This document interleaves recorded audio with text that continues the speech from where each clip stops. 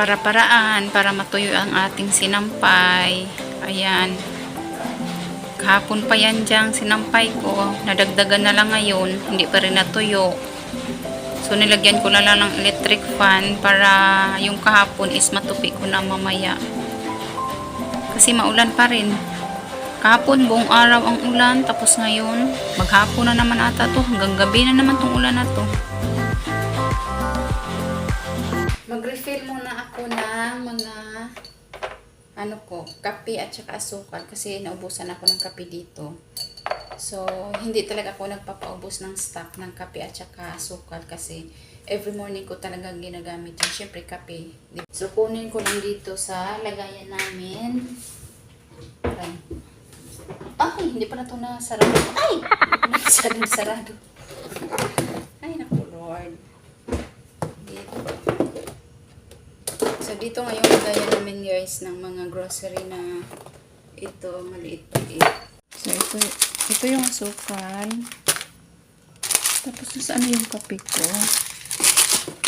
Ito. Maliit lang yung kape na binibili ko kasi ayaw ko yung matagal maubos sa lalagyan. Hindi na ako marunong magsalita.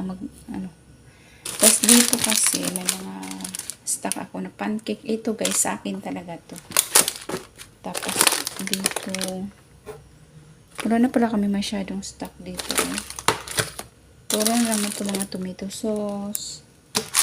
Anyway, mag-refill na ako.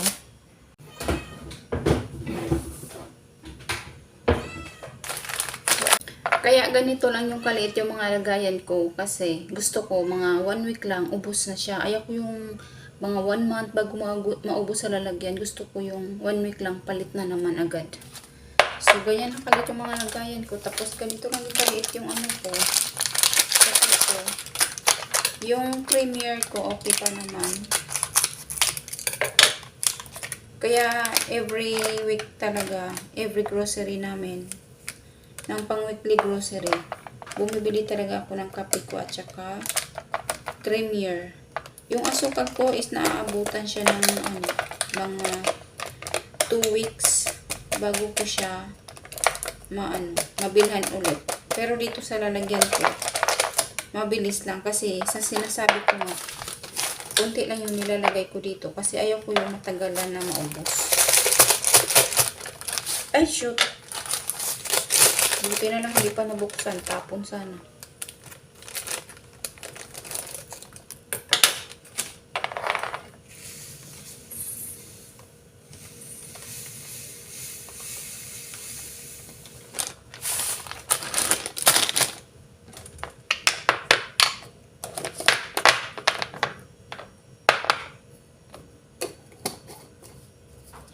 So, ito na siya.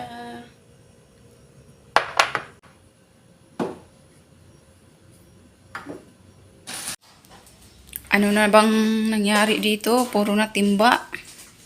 O, sinong may timba pa dyan? Kulang pa timba namin dito.